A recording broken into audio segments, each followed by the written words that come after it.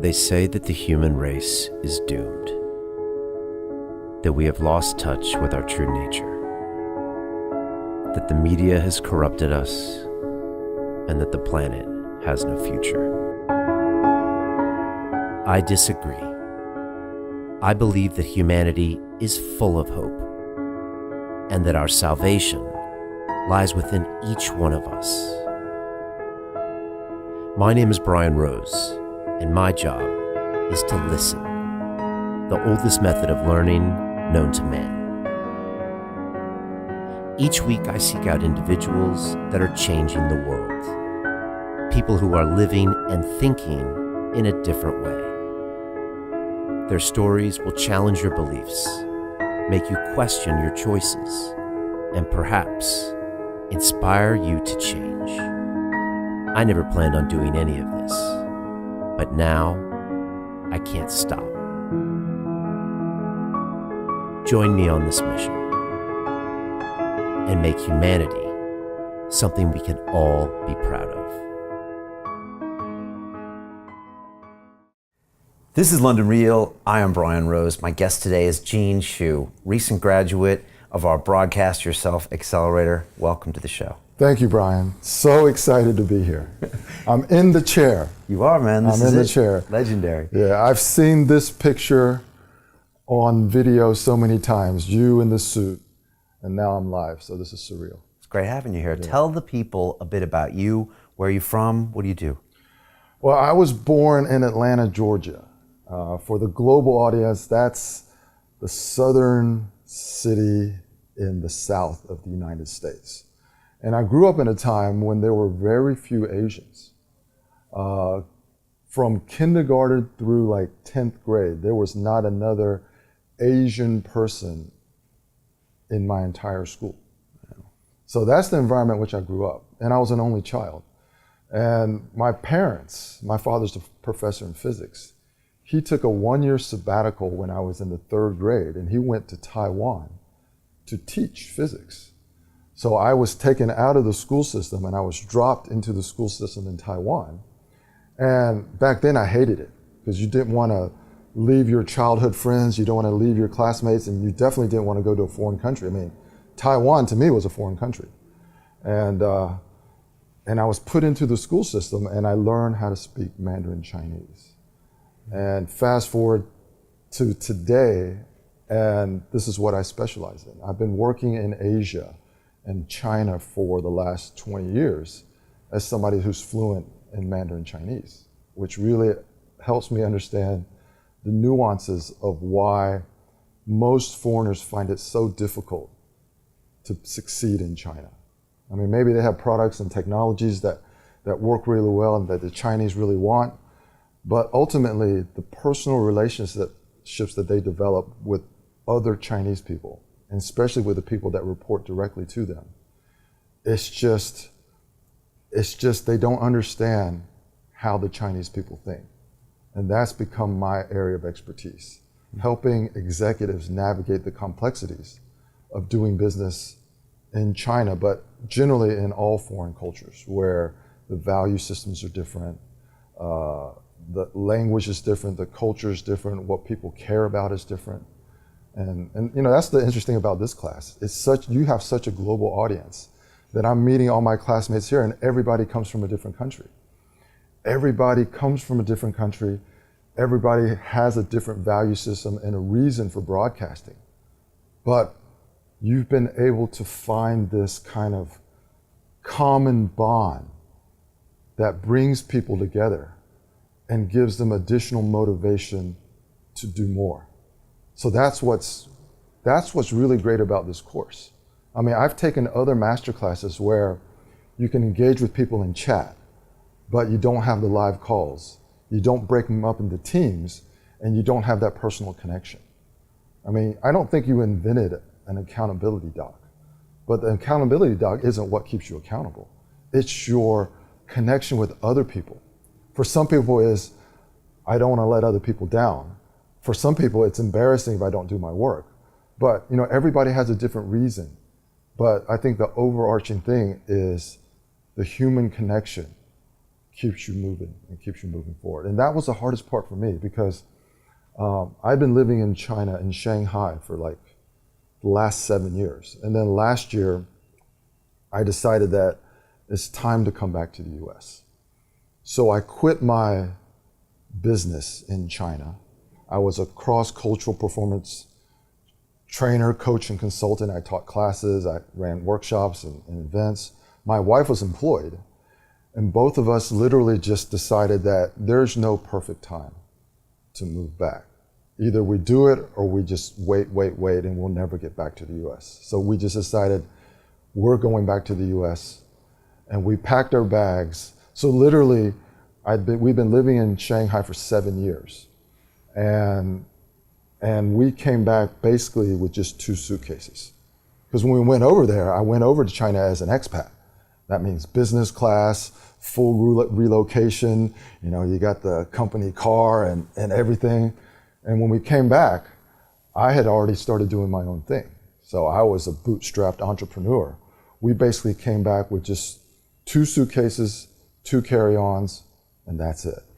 And one of my suitcases was a guitar. So I essentially only had 1 suitcase of personal effects. We moved back to the US, we're both technically unemployed. And we just started our lives again last year. And so why take this course now? Why decide to start broadcasting? Well, it's a combination of things, but you have to keep in mind the context. So when I was doing everything in Shanghai, there's no Facebook, there's no YouTube, there's no Instagram, there's no Snapchat. Anything connected with social media, except for LinkedIn, is blocked in China. Okay, so I had not been on Facebook for 7 years. And when I came back to the US and I started thinking, well, how am I going to meet people and make business connections, even personal connections in general? So the first thing I did was, the only thing I knew was hosting events. So I rented a desk at WeWork and started making connections. And all the people that you talk about now as influencers and people that everybody knows, I had never heard of them. I mean, somebody says, oh, you should probably listen to Gary Vaynerchuk. I was like, who? I never heard of Gary Vaynerchuk. I mean, who the hell is that? I had no idea. Yeah. Because I wasn't watching YouTube videos. I wasn't on Facebook. I wasn't doing all this. Okay. And I started off hosting events, but you can only build so big of an audience if you're doing it all organically. There's no online to offline. There's no O2O. For me, it was just events. It worked pretty well in Shanghai because you have 30 million people in a small space. And I had marketing people that were doing promotions on WeChat and the Chinese social media. So we grew pretty well organically. We grew to like 9,000 members. We hosted over 200 events in like 3 years, which wasn't bad. But I wasn't able to monetize anything. Because events really, you don't make money with events. For me, I had the long-term view. Right. So I was trying to build an audience, but doing it without social media, doing it without a digital marketing program, doing it without an email list, it's almost impossible. Very hard. And so why join our Broadcast Yourself course? So it was the logical next step. So I was already starting to do some stuff with YouTube.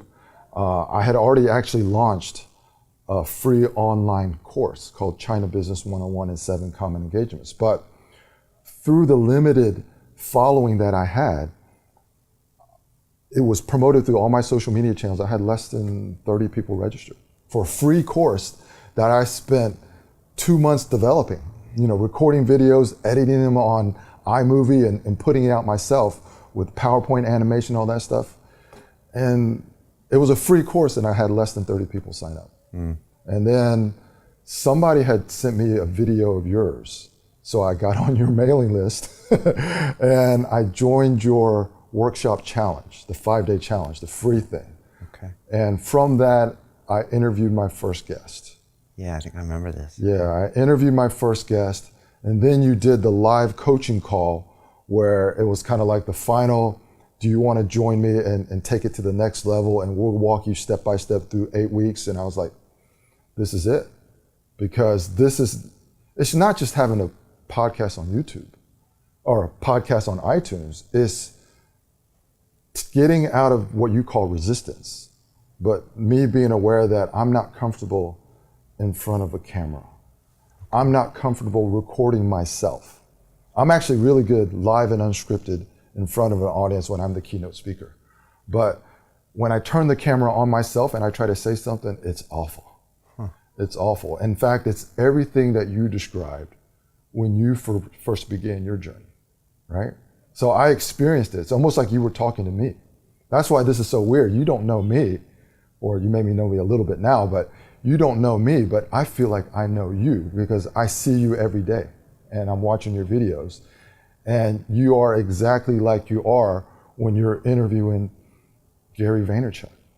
So I feel like I could be in a dream and I could wake up, but you know. You do know me, that's the thing. If you put out enough content when you broadcast, and you're gonna know this really soon, is that they do know you. Yeah. That's the weird thing about this medium, you know, and they connect with you. Everything that you say is right on point.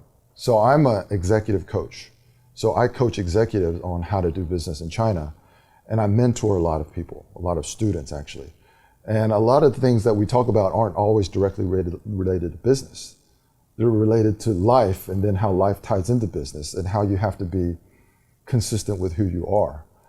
And so the things that you talk about, it's not like I didn't know them before you said them, but you connected them together in a way that meant something to me. And so whenever you pay for something, so the full 8-week course obviously is not free, and it shouldn't be free. Once you pay for something and you're engaged with something, you kind of have an expectation of what's going to happen. And because I pride myself in kind of having a lot of awareness, including situational awareness and understanding the context of what people are selling and what they're doing. And when I decided to take this course, of course, I had a certain expectation. And this is one of the rare situations where I can say that you actually either met my expectations or you exceeded them. And I pay for other courses. I'm not going to name them here, but I pay for other digital marketing courses. And that's why initially, when you tried to get me through your email marketing to do the Business Accelerator, I said, well, I did the exact same thing last year. So I know all the concepts. I know about landing pages and autoresponders and lead magnets. I know about all that stuff. But having paid for that other course, I never really put my stuff together. Because putting your stuff together isn't just knowing the mechanics of what to do. Putting your stuff together is defining who you are, knowing who your audience is, and crafting a message that will resonate with them. And you had some success doing that. And I remember you telling the whole call a couple times about this amazing conversation you had with one of your guests who had traveled into town, and you got an amazing result out of that. Tell me, how was it when you actually got on the ground and the rubber hit the road and you were out there broadcasting? Well, that's exactly it. So when we do business in China, we talk about generally being humble and low key. So that's kind of become my natural personality. So I don't like to really be out there. And it's almost like it's better if you come to me and you want to do something with me as me trying to sell you. Once I got published on iTunes, and I had something of value to offer a potential guest. And I started going through my 25 target people and I started emailing them. It was really surprising that almost everybody responded. And almost everybody said yes, even though it wasn't right away. It was like, maybe I'll have some time in June, which is perfect. Because when I first contacted them, I wasn't as polished as I am now. And I can only imagine, it's like you said, I have 11 episodes now, but by the time I have 100 episodes, I can't imagine how polished I'm going to be and how many guests I'm going to be able to attract. But yeah, it truly is opening doors for people who know where they want to go. So I've always known exactly where I want to go when I quit my job, stopped being an employee and started becoming an entrepreneur. I always knew where I wanted to go, and I had the wrong balance. So I talk about balance. So my balance was not going for money, being authentic, and not worrying about revenue and building the audience first. But the way that I was doing it, it was just too slow. I couldn't reach anybody by just hosting events. Yeah. And basically, the missing piece Well, there's a lot of missing pieces, but the first piece is like the beachhead. The beachhead was the London Real Academy, Broadcast Yourself Network. Landing on this beachhead that you've created has really opened the door for what I'm going to do next. And I'm always eternally positive and optimistic because I think that mindset is really important for business, especially if you want to attract partners and guests and stuff like that. And it's, you can be optimistic with no plan and no vision, but now I'm optimistic and it's clear because I can see how it's like seeing the connections moving forward. When you look back, you can see how everything in your life connected to where you are today. And sometimes it's not so easy to see how these dots will connect into the future to get you where you want to go. And this experience is kind of like setting me on a new journey. I mean, you talk about journeys all the time. I mean, this is like it's like a fork in the road. I met Brian Rhodes in the London Real Academy, and then suddenly I'm on this new journey. And the possibilities are unlimited. I mean, just the people that I'm meeting here, we're forming our own tribe because the teams are going to have monthly meetings and I've been selected as a team leader. So I'm going all in on leading this group that I've spent 8 weeks with to deliver value to them so we can help each other on this journey. I call it JTS. Our new tribe is called JTS, Journey Towards Success. I love it. And that is what we're going to do. And what are these people like? How would you describe them to other people? And this the people on my team? Yeah, the whole community, the whole London Real Academy that went with you on the Broadcast Yourself. Well, it's just amazing that you can tell that when people join the course, everybody kind of has an idea of what they want to do, but 90% of the people, I would say, don't really know. They don't know what their mission in life and business is. And they just think that this could be something that is an integral part of the next step in whatever they want to do, their professional careers, their entrepreneurial careers, their business, or whatever. And they all come in with different expectations. And they all come in with different types of resistance. Like some people who came into the course, they were really skilled at digital marketing, so they didn't have any technical resistance. But it's not enough. Just to be able to know how to do it isn't enough. You still have to create something that other people care about, right? And I think that's the amazing thing that I've observed of what you've been able to do is you've been able to essentially create something from nothing. I mean, you've built an audience that has nothing to do with your original jiu-jitsu, right? And now it's like you're leading people, you're inspiring people, and it's ultimately what you say. It's not, everybody says it, but you're one of the few people that I think really is genuinely changing people's lives. Thank you, Gene. I appreciate that. I actually didn't think at my age, because I'm your age, I actually didn't think another person I didn't know could have that big of an impact. Because I have my experience doing business all over the world, and I thought that I'm pretty much, it's like teaching an old dog new tricks. I'm pretty set in my mindset, even though I'm open-minded to new things. But I pretty much think I know how things work. But what I added on top of that is a level of awareness that it doesn't matter how much I know. There's always something that I need from someone else. And Brian Rose in the London Real Academy just happened to be, it's almost like serendipity. It was like, I discovered you at the perfect time. If I would have discovered you when I first came back to the US, I probably would have ignored it. Yeah, it would have been too soon. Yeah. What did you struggle with on the course? What was hard? And that's just what I tell other people on my team, is the course itself for me wasn't that difficult, okay? The part that I struggle with most is, I call it you call it extreme ownership, or somebody else calls it extreme ownership, and you interviewed them and now you're using that, which is great. That's probably the hardest thing for me is because doing the work wasn't that difficult. Even helping my teammates get their work done and watching other people's videos, that's not hard. What's hard is doing the minimum amount to go green on the account doc isn't going to translate into a success. The only thing that's going to make me successful is what I do above and beyond what Brian Rose is pushing me to do. Because you can't take me that last mile. That's on me. And I realize that, and I'm aware of that. And I'm also aware that I wouldn't even have gotten that first mile if it wasn't for you. So that's why I'm so psyched to be here.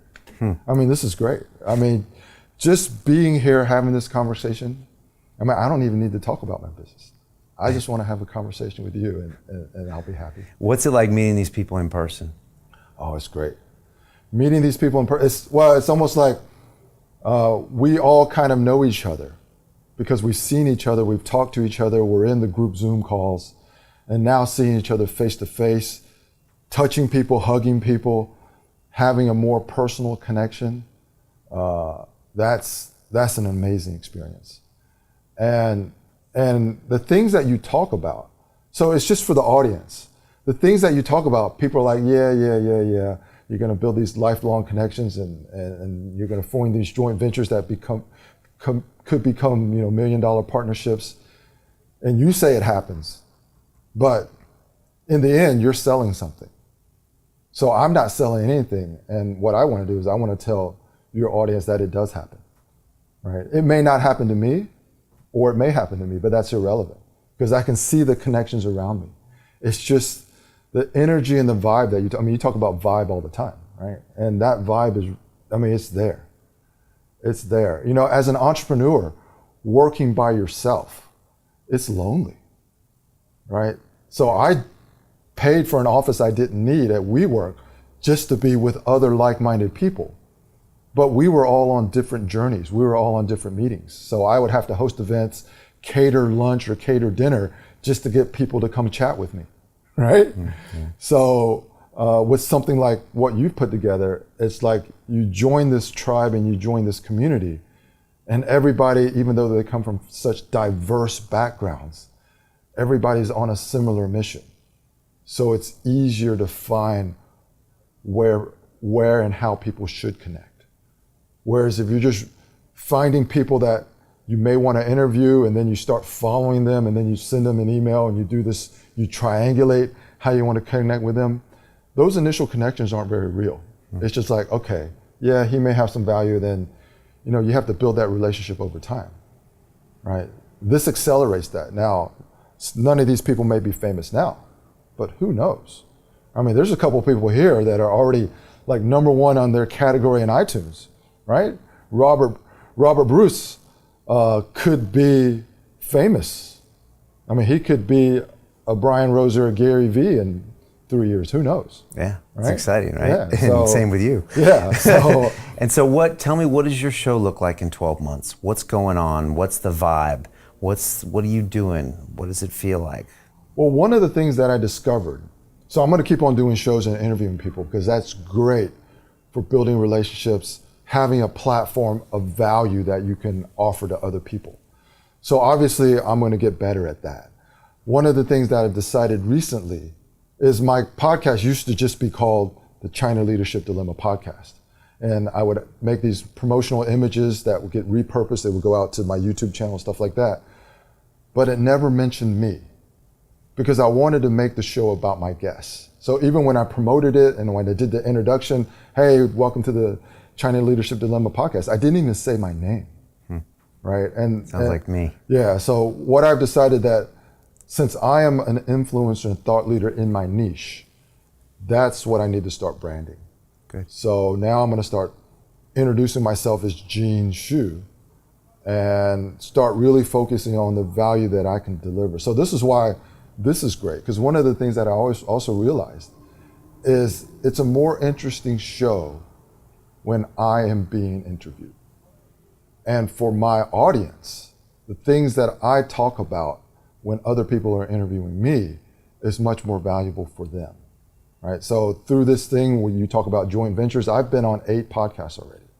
And now I have enough content for the next 3 to 6 months, because now it's chopping it up, right? It's chopping up the content. When I get asked certain questions, I can talk about something that's related to what I do or what I help people do in China, right? And now I'm just chopping it up, repurposing it, and then I can send out these shorter clips on iTunes, on YouTube, and stuff like that. So yeah, it's, I have enough content to last me 6 months now. You're on fire, Gene. Yeah. How has Gene himself changed? Like if we walked out on the street right now and bumped into the Gene that hadn't taken this course, how is that guy different than the one I'm talking to now? Well, I try to be pretty consistent, and I try to keep the highs not so high and the lows not too low. So the only thing that I would say is different is when people used to, when I had to introduce myself, it's like, what do you do? I said, well, I'm a China business advisor and consultant. Now, I just say, I'm a broadcaster. And they said, what do you mean? I said, well, I launched a podcast on iTunes, so now I'm a broadcaster. And then that's kind of like the icebreaker that gets into the conversation. So what's your podcast about? So instead of saying, I'm a China business advisor and consultant, I help leaders develop these essential soft skills to navigate the complexities of doing business in China, I just now say, well, I'm a podcaster or I'm a broadcaster. And then once I explain what my podcast is, then they know what I do. And it's a better way of selling yourself without selling yourself, right? Because it's people asking you, well, what's that? Instead of you saying, this is what I am, this is what I do. Yeah. So that's all. I didn't realize that. In fact, I didn't even realize that until you just asked me. That's a hook, as we would say. Yeah. That means they're like, oh, wow, tell me more, tell me more, tell me more. Yeah. As opposed to, oh, that's nice. Right. So these are subtleties and nuances that people don't realize how important they are. It's like having people's attention. You have people's attention for like 3 seconds, right? And if the first thing that comes out of your mouth is appears that you're trying to sell something or market yourself, then you're going to lose 90% of the attention right off the bat, right? But now I just say, well, I'm a broadcaster. Then I have at least another 10 seconds of attention, which is awesome. That's what it's all about. To someone who's watching us, who's on the fence, doesn't know whether they should join this course or not, what would you tell them? Well, that's an obvious answer. But the way that I would really answer that question is, before you get sold on all these things that we're talking about, I always tell people that you really have to find out, is this for you?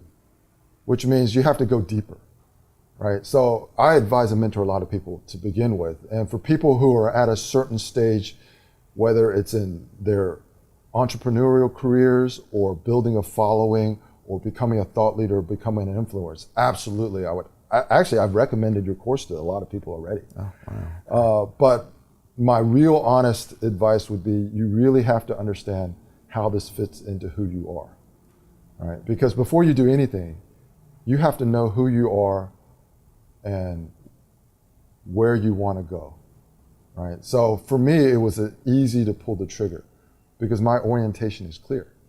London Real didn't change my destination. It just helped me get there faster. And if you're in that similar situation, it's definitely, well, the thing is, you have so much free stuff, right? Just do one of Brian's free workshops or free challenges. Get a taste of it. And once you get a taste of it, and you open your mind to the possibilities of not just what you're going to learn, but what you're going to experience, then I think you'll find that it's definitely worth the time. I mean, it's not even the money.